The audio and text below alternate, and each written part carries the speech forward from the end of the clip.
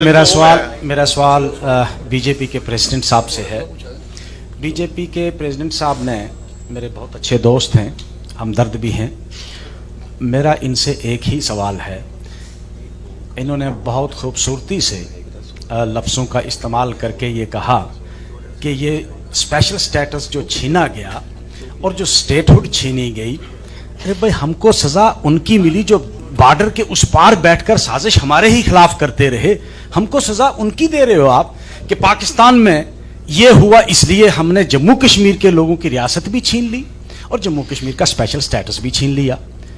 यहां के लोगों का क्या कसूर है? जम्मू के लोगों का, श्रीनगर के, लद्दाख के लोगों का, जिनसे आपने उनकी आइडेंटिटी छीनी। मैं इनसे ये जवाब लेना चाहूंगा। जी बस ठीक है सर।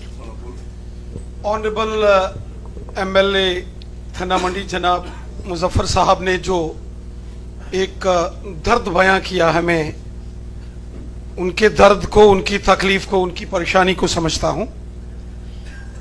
इसमें कोई दो राय नहीं है कि जम्मू कश्मीर ने बड़े दुख तकलीफें झेली हैं। आपने देखा होगा जो भी सरकार में आता है उसकी कोशिश रहती है कि साहब एक रिक्वेस्ट ये रहेगी कि जवाब जो है वो कम से कम टाइम में दिया माहौल जाए, हो, अमन हो, शांति हो। जो यहाँ एक हालात यहाँ पैदा किए गए, हर चौथे रोज यहाँ एक हड़तालों के कैलेंडर जारी होते थे। सफर कौन करता था भाई? अगर पुलवामा में इनोसेंट की किलिंग होती थी तो कौन सफर करता था? क्या वो हमारे भाई नहीं? शोपियान के अंदर तबाही की गई, वहां कुलगाम में, अनंतनाग में, बड़गाम में, बांडीपुरा में।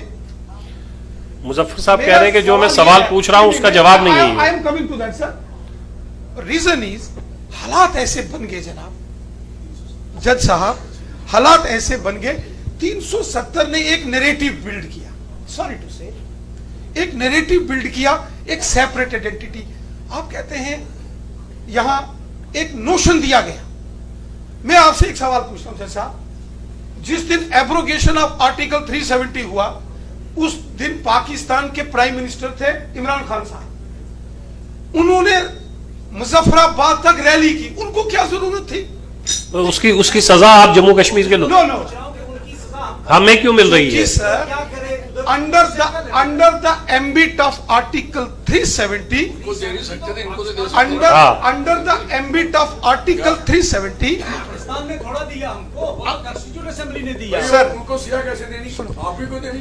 नो अंडर द उनको दे नहीं सकते इसलिए हमको दी है। अब आर्टिकल 370 हमको ना पाकिस्तान ने ना चाइना ने दिया, बात पूछता हूं, तो कॉन्स्टिट्यूशन असेंबली ने दिया है। जज साहब, under the ambit of article 370 Jammu Kashmir को हॉस्टेज बनाया गया। और आज ऑनरेबल जज साहब, ऑनरेबल मुजफ्फर साहब as an honourable member parliament हैं, लेजिस्लेटिव असेंबली एमएलए हैं, had there been not abrogation of article 370 and the ST second granted to his community, he would not be in a position to contest the election from his seat. मेरा ST 370 का substitute नहीं हो सकता, statehood का substitute नहीं हो सकता। जय साहब दूसरा सवाल, आप दूसरा सवाल सर। MLA साहब is sitting in the assembly because of abrogation of article। मेरा नाम निसार गत्तू है। जम्मू साइड से जितने भी